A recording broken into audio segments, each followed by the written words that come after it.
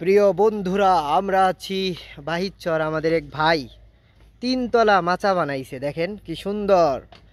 তার সৃষ্টি কতটা সুন্দর।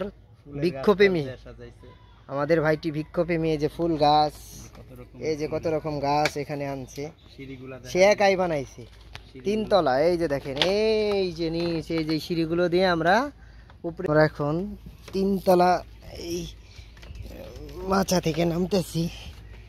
দেখেন চারিদিকে গাছ গাছালি ভরপুর। এই যে দেখেন সুন্দর একটি মাচা বানাইছে আমাদের এক ভাই বাহিরচর গ্রামে।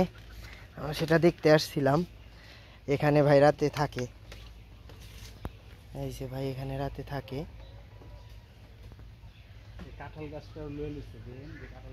এই যে এখন দোতলায়, এই যে একতলা,